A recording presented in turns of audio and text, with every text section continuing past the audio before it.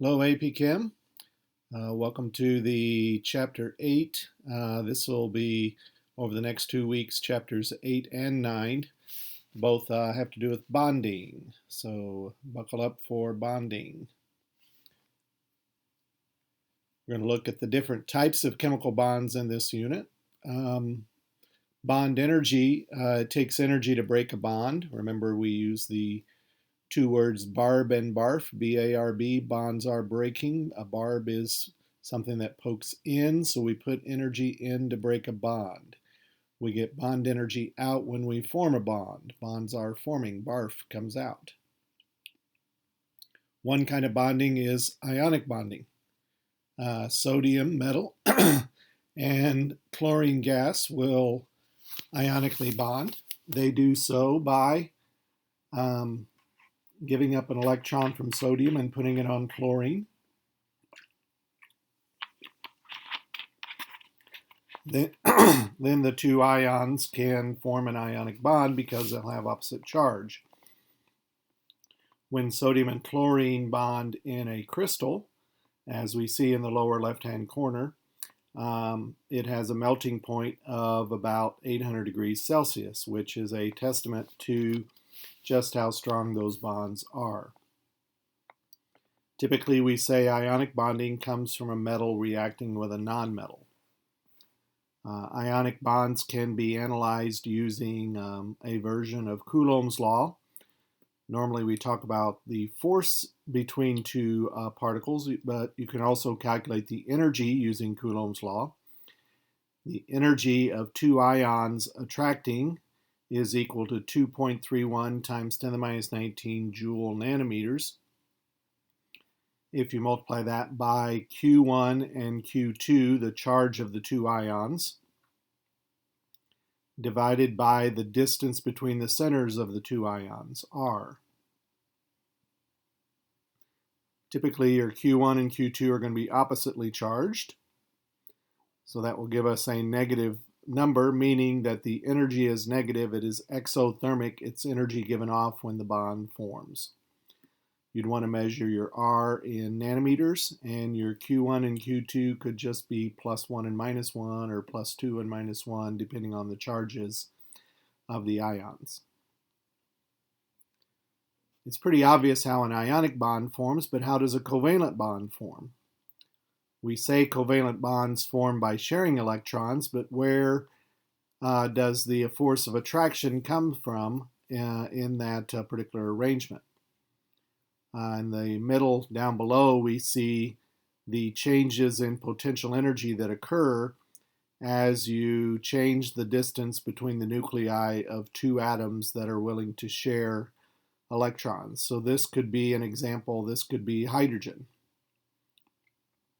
When the atoms are on the right side of the graph at a large distance between the nuclei, we say that the energy of interaction, or the potential energy, is 0. So you can see that the curve goes to 0 at a large distance apart.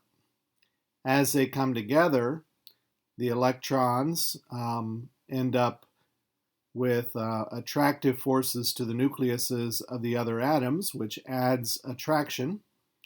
More attraction is added than repulsion, and so bond begins to form, and we see that the potential energy begins to go down as energy is given off as bonds form. The more they overlap, the better the attractive force. In fact, they reach a best distance apart at the bottom of the curve. So at that minimum value for potential energy, we have the perfect distance for the two atoms to be separated. Excuse me.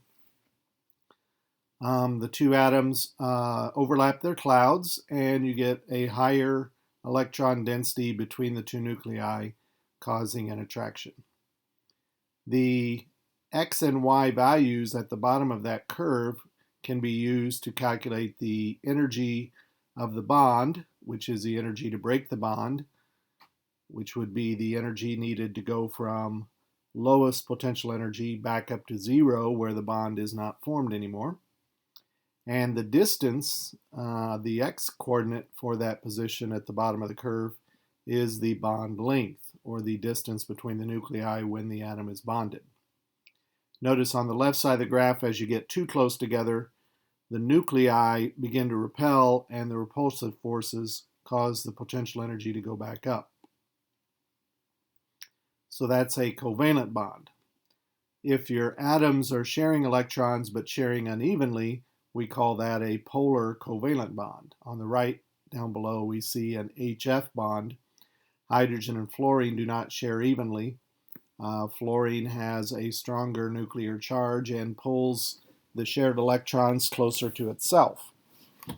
So you end up with an electron-rich region, which we label as partial negative for the fluorine side, and then the electron-poor region we label as partially positive, and that's the hydrogen side.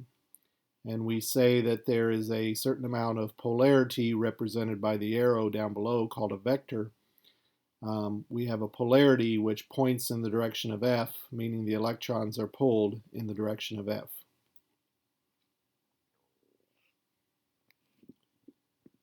So I said that F pulls electrons more strongly than H does. That tendency to attract shared electrons to an atom, the ability of an atom to attract shared electrons to itself, is called electronegativity. This was a concept proposed by Linus Pauling. There is a way to calculate electronegativities and differences in electronegativities by comparing the bond strengths of the pure elements to the compound. If you have some polarity in your bond, it adds extra strength to the bond. The polarity means that you not only have the sharing of electrons creating an attraction, but also the partial positives and negatives create an attraction. So by looking at the differences in bond energies between the pure elements and the compound, the bigger the difference between those bond energies, the greater the difference in electronegativity. So based on that, a series of electronegativities can be calculated and plotted on a graph like this. So we see that cesium in the lower left-hand corner has the lowest electronegativity, and fluorine in the upper right has the highest electronegativity. Notice we don't show the electronegativities for the noble gases because, for the most part, they are not going to participate in bonding. So if they don't participate in bonding, you can't really calculate their electronegativities. The arrow down below shows that the greater the electronegativity, the more polar the bond.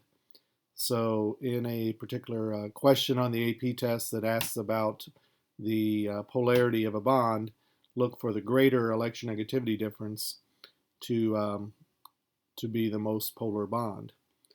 Notice there's a general trend of increasing electronegativities as you go left to right on the periodic table.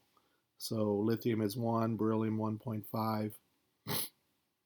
That has to do with the greater nuclear charge pulling the shared electrons closer to the atom with higher electronegativity.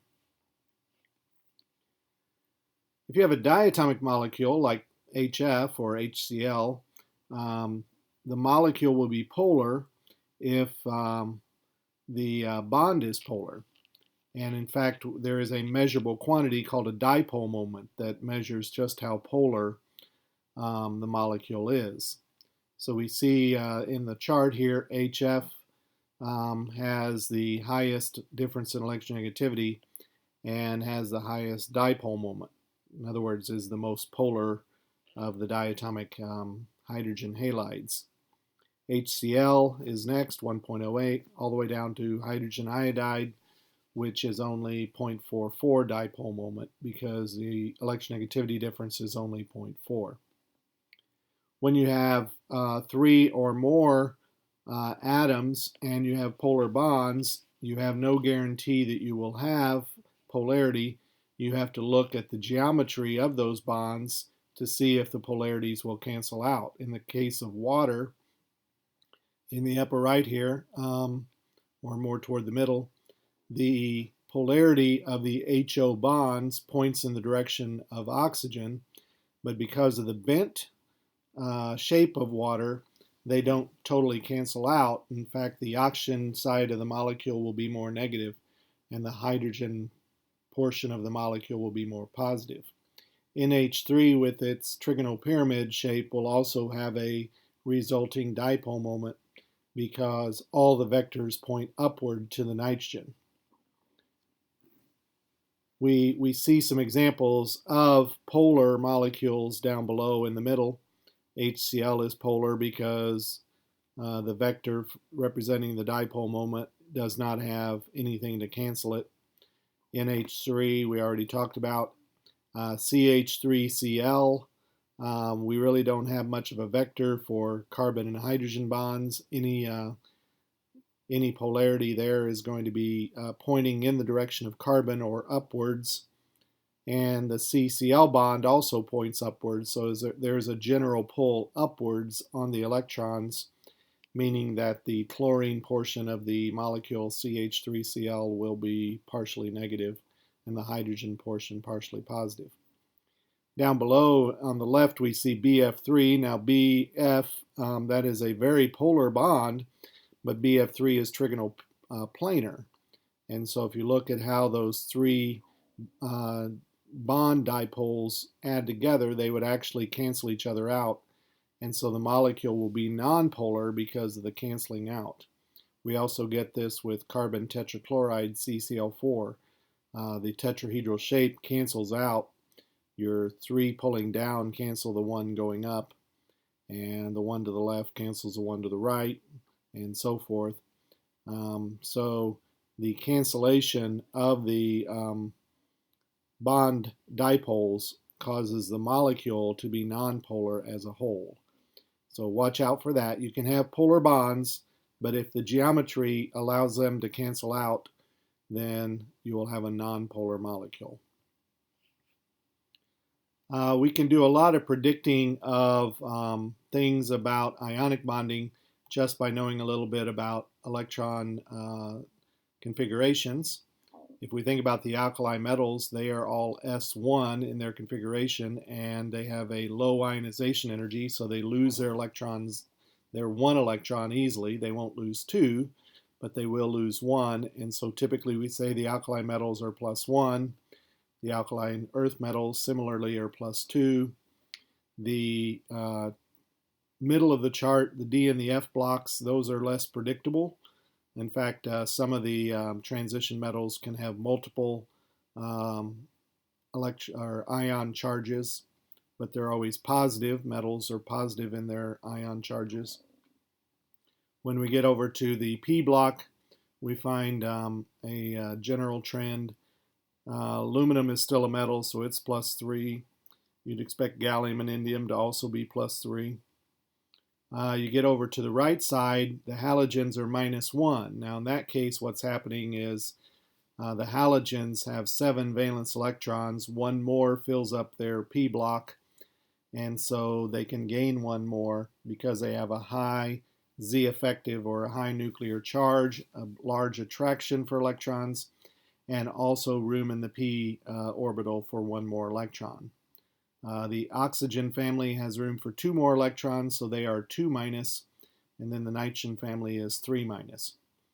So the charges of some of the ions on the periodic table can be determined just from their position in the chart, and as a result, it's easy to predict the ionic formulas for those compounds that include the alkali and alkaline earth metals and the nonmetals.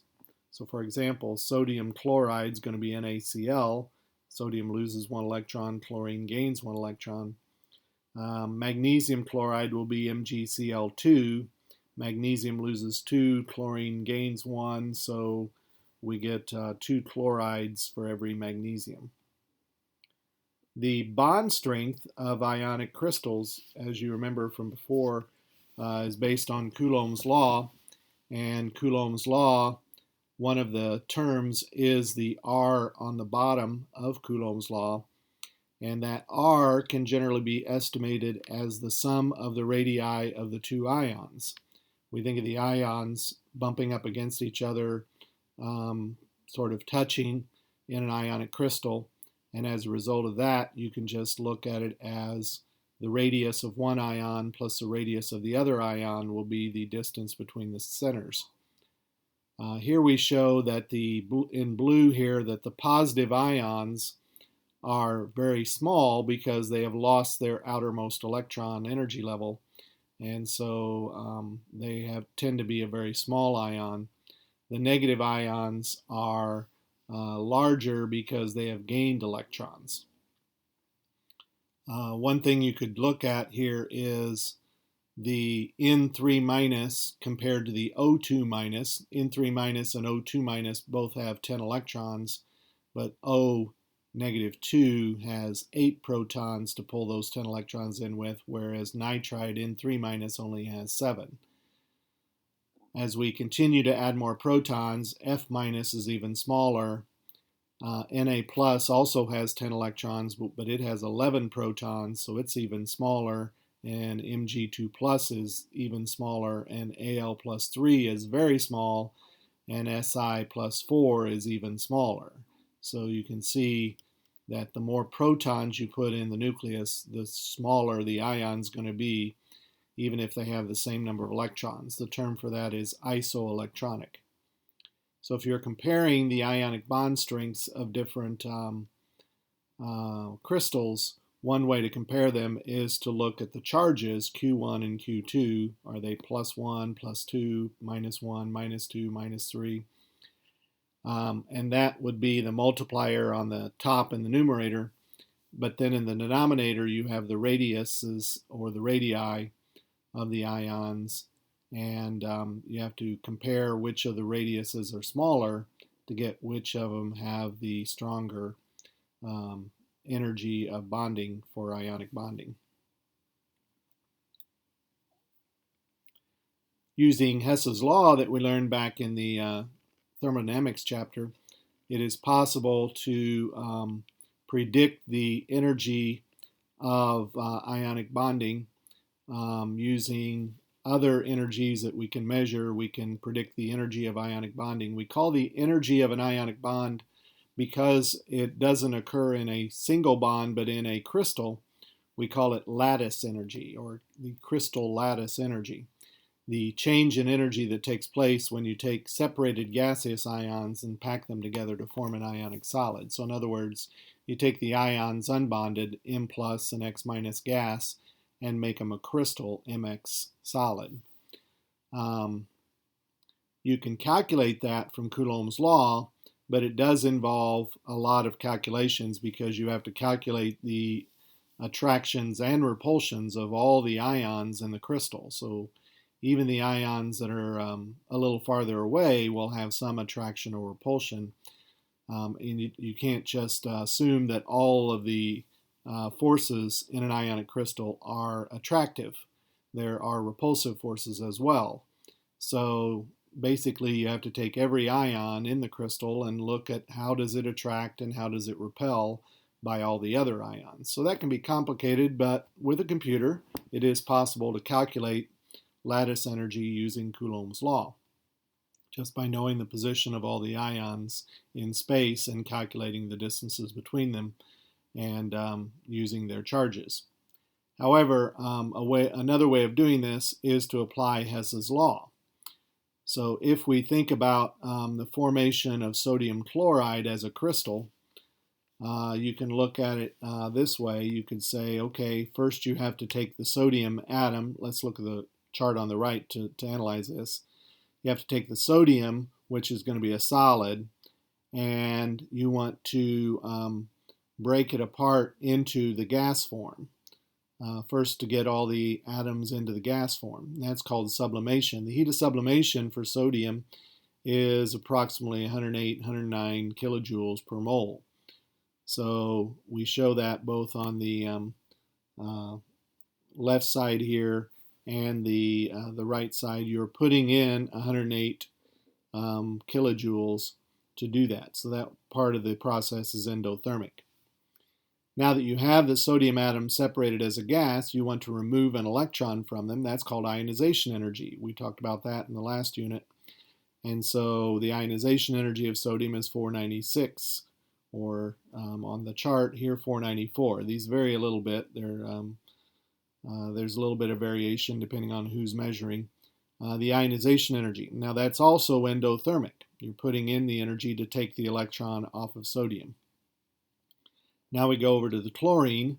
The reaction is actually sodium solid plus 1/2 mole of chlorine gas. 1/2 mole of chlorine gas can be made into chlorine atoms by breaking the bond between the Cl2. So what you do here is you would look up a Cl2 single bond and then divide it by 2, because you're only breaking 1/2 mole of bonds to make 1 mole of chlorine from 1/2 mole of chlorine gas. So we get our mole of chlorine atoms by putting in, again, endothermic, 121 kilojoules per mole. Now that we have the chlorine as a gas, we can add the electron we took off of sodium to it. That's called the electron affinity, or EA. The electron affinity for chlorine is exothermic to the tune of 347 kilojoules per mole. So now finally we have the exothermic step of adding an electron to chlorine. Now we get the big the big exothermic step, which is the sodium ion and the chloride ion in the gas phase becoming the sodium chloride crystal. And that's called the lattice energy. In the chart at the right, we leave that as our unknown. Now all of that together is sodium plus 1/2 Cl2 gas makes sodium chloride crystals, and that in fact is the enthalpy of formation of sodium chloride. So we go to the back of the book to the appendix and look up the enthalpy of formation, the energy change to form a mole of a compound from its elements, in this case sodium and chlorine making sodium chloride. Sodium chloride happens to have a negative enthalpy of formation of 414 kilojoules per mole. So using all these numbers, we can calculate the missing energy, and the missing energy is the lattice energy. And for sodium chloride, that lattice energy is about 788 kilojoules per mole, and it's exothermic because you're forming the bonds. This is called the Born-Haber cycle. So if you want to research this in more detail, I highly suggest you look at it in the book. The book does other examples such as +2, -2 ionic compound formation, but analyzing the energies for all the steps can allow you to calculate the lattice energy in this way. So two ways to get the lattice energy. One using Coulomb's law, and the other using energies of various processes that we know and applying Hess's law. Now, we talked earlier about polar covalent bonds. A polar covalent bond can be looked at as just a blend of a covalent bond and an ionic bond. We have the overlapping of the clouds, which is covalent, but we also have partial charges, which is a type of ionic bonding. One way to kind of estimate where does it fall on the spectrum, because I consider bonding to be more of a spectrum than simple categories of covalent, polar covalent, and ionic. Really more than just categories, it's more of a spectrum from 100% covalent to 100% ionic. The percent ionic character can be calculated by comparing the dipole moment of the diatomic molecule XY to what you would calculate to be the dipole moment if X and Y were ions, X plus and Y minus. So if that measured dipole moment is equal to the calculated dipole moment, then you have 100% ionic character. If that dipole moment is only 50% of the calculated dipole moment, then you have 50% ionic character. In the lower left here, we see some percent ionic characters graphed versus electronegativity difference. And so we see this general trend that it's not quite linear, but as the electronegativity difference increases, the percent ionic character increases. So even LIF and KF and CAF2 they don't even have 100% ionic character to them. Even ionic bonds do some covalent bonding, some sharing of electrons besides the fact that they are transferring electrons. So if it's a spectrum, where do we make our cutoff? Well, one way to look at it is if you melt the solid and it conducts electricity, then you could say it's ionic. And that's one way of sort of solving the problem of which kind is ionic and which kind is just polar covalent. We look at covalent bonding as something that we need to model. It's hard to understand covalent bonding, so we create models to help us understand them. We know that the covalent bond is an attractive force because it takes energy to break it, which means that the bonding is allowing the system to lower its potential energy. If we look at CH4, when CH4 is decomposed, it takes 1652 kilojoules per mole of CH4 to break the 4 carbon-hydrogen bonds. So we could say then that the CH bond has an average energy of 413 kilojoules per mole. We could then look at something similar, which is methyl chloride, which has 3 carbon-hydrogen bonds and 1 Cl bond. We find it takes 1578 kilojoules per mole to break those bonds. If we assume the CH bonds in CH3Cl are similar in strength to the ones in CH4, then we could say 1578 minus 3 times 413 is 339. So we could then conclude that a carbon-chlorine bond is 339 kilojoules per mole. And so similarly, we could just keep going and find all of the bond energies this way. And then we would have charts of bond energies that we could use to calculate the energy of various bond breaking and bond forming reactions. We need to keep in mind, if we try to model the covalent chemical bond, and we're going to keep going with this covalent chemical bond model, we need to keep in mind that models are made by people, and they're an attempt to understand and communicate how nature works, and they do help us to predict new situations, but models are imperfect because models are our attempt to impose our understanding on the world. But the world is going to do what the world's going to do. We're not always going to be able to perfectly model that. Typically, we start with a simple model, which has very strict rules and is very elegant, but then we find that that could be too restrictive, and there's too many cases where it doesn't exactly work, and maybe it only works qualitatively. So we end up patching that model. And we say, okay, but there's this exception, and then this exception, and this other exception. And in the end, our model becomes very complicated, but if you apply all the patches and the exceptions, it works well with multiple examples. So part of applying these models is, if you're going to use chemical models to describe things, you need to know what the model's strengths and weaknesses are. In other words, in what kind of situations does the model typically work very well, and then in what kind of situations does the model not work as well, and what kind of patches or exceptions do you need to put on the model to try to make it work on those other cases. You might say, well, that's disappointing that our model doesn't work all the time, but in fact, when the model is wrong, it simply shows us that we need to understand nature in a deeper way. And so it kind of draws us in to say, okay, now why didn't the model work? And it gets us to explore situations where we can get a deeper understanding of the way in which chemical bonds form. So back to those covalent bond energies we were talking about a couple of slides ago. You can get the energy of a reaction, and we've shown you already how to do this in the thermodynamics chapter, by just looking at bonds broken minus bonds formed. Now notice this is opposite of products minus reactants. In fact, it's reactants minus products. So you have to watch that for bond energies, it's reactants minus products, not products minus reactants, which it was back in the enthalpies of reaction.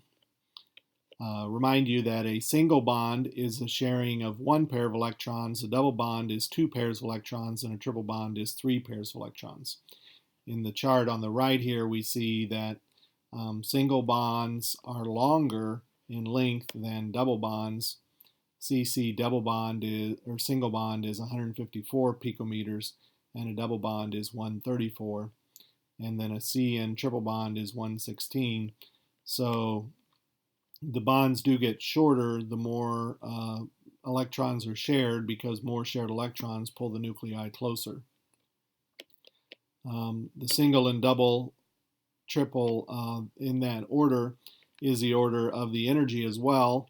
Over on the left, we could compare a CC single bond as 348 kilojoules per mole, CC double bond 614, and a CC triple bond 839. It is not something where you could just double a single bond and expect to get the energy of a triple bond, or double a single bond to get a double bond, or triple a single bond to get a triple bond. But it is something where you can say that a double will be stronger than a single and a triple will be stronger than a double. We are next week going to be looking at the localized electron model. And the localized electron model is based on molecules being composed of atoms that are bound together by sharing pairs of electrons using atomic orbitals. So we're looking at overlapping atomic orbitals, which we learned about in Chapter 7, and then sharing pairs of electrons in overlapping atomic orbitals, and we're describing the bonding in that way. So this particular model is called the Localized Electron Model. It's a very popular model, but it's been around a long time and has a lot of patches. We have two kinds of electrons in two kinds of valence electrons in the Localized Electron Model. I guess we would say we have three total kinds of electrons. We have the core electrons, which do not participate in bonding. We have lone pairs, which are valence electrons that only stay on one atom. And then we have bonding pairs that are found in the space between the atoms and are the electrons that pull the nuclei together. The bonding pairs are shared in atomic orbitals that belong to both atoms. So in this localized electron model, we're going to have three major discussions. The first one will be Lewis structures. The second one will be the valence shell electron pair repulsion model, which gives us molecule shapes. And then the final one will be hybridization, which allows us to mix the electron orbitals of the atoms to get the proper geometries for valence shell electron pair repulsion. So we're going to pause here, and the next video will pick up with the localized electron bonding model, talking about how Lewis structures are made.